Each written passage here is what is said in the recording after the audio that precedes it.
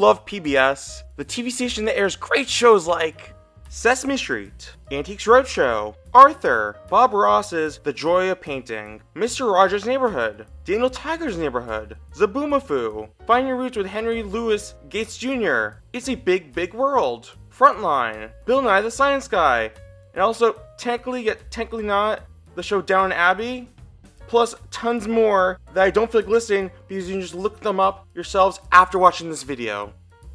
Well, what if I told you that you may soon not be able to watch PBS ever again? Next, what if I told you it had to do with Donald Trump? Because this upcoming election, PBS lies in the voters' hands.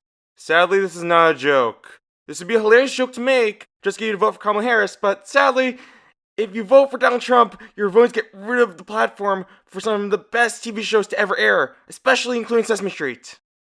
As a part of Project 2025, which if you're a Trump supporter and you don't know anything and you're still planning on voting for Donald Trump, how haven't you heard of it? It outlines everything the Heritage Foundation's conservative policy initiative to shape the federal government that a lot of major Republicans in the Republican Party have backed, and is mostly about what will happen during Trump's potential presidency, and has major ties to everyone around Donald Trump's circle. Project 2025 has 307 authors, and well over half of them had been Donald Trump's administration, on his campaign, or transition teams. So even though Donald Trump has never officially said his connections to it, it is 100% connections to him.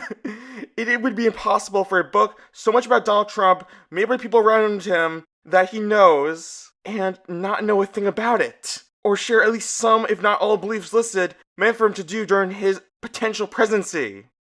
So the part of Project 2025 I'll discuss in this video, one thing about it. That isn't even the scariest part by far, but this is the most relevant to my channel and the interest, so I'm doing this as a video on this section. Project 2025 has an entire section on PBS in their documents that are available to everyone online to read. The section has 3 pages dedicated to PBS and why they plan to get rid of it and how to get rid of it. They say stuff like how it is too liberal, which PBS is only politically correct, not liberal by intention. Maybe if people were more accepting, also known as what Republicans call woke, they wouldn't feel this way. Sesame Street doesn't discuss politics. They only demonstrate how to be smarter, stronger, and kinder.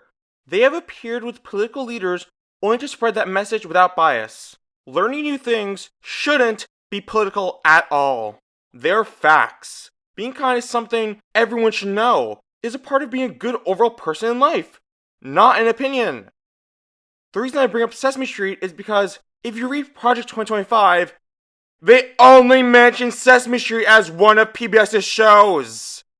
So the authors like Mike Gonzalez, who wrote this portion, it says, obviously are banking off people who see Sesame Street, an educational show for children, as a threat somehow to their morals. Which has nothing to do with kids learning facts. They literally say in Project 25, and I quote, President Lyndon Johnson made a pledge in 1967 that public broadcasting would become a vital public resource to enrich our homes, educate our families, and provide assistance to our classrooms.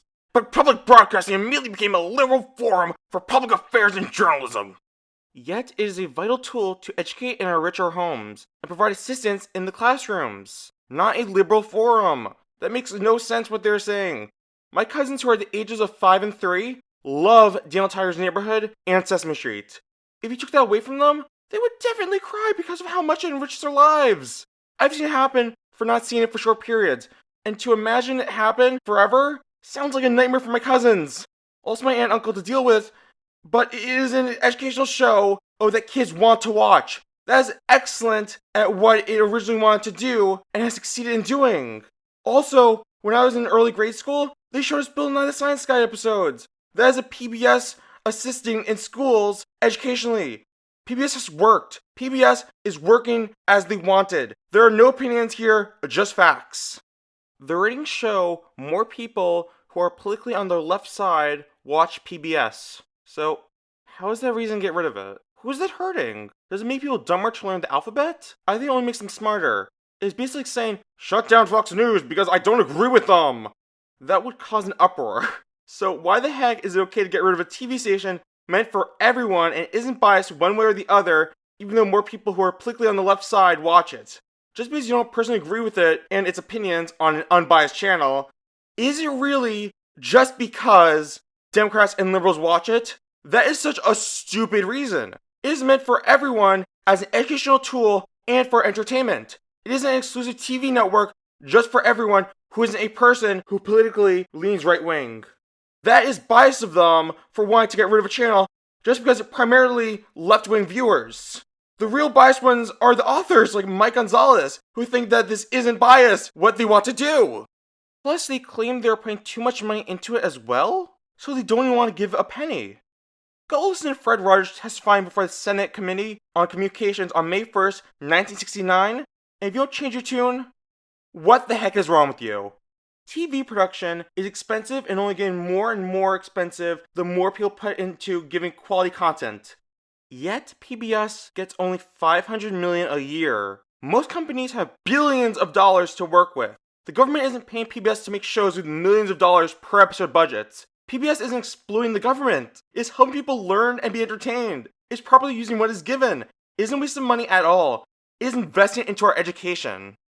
I just want to mention another thing before I wrap up this video. Last time a Republican messed with Big Bird, they lost the election. So the fact that more people aren't upset about this is crazy to me. How did Mitt Romney not get away with it, but Donald Trump with Project 2025 might? He is super neck and neck this election with Kamala Harris, which scares the shit out of me.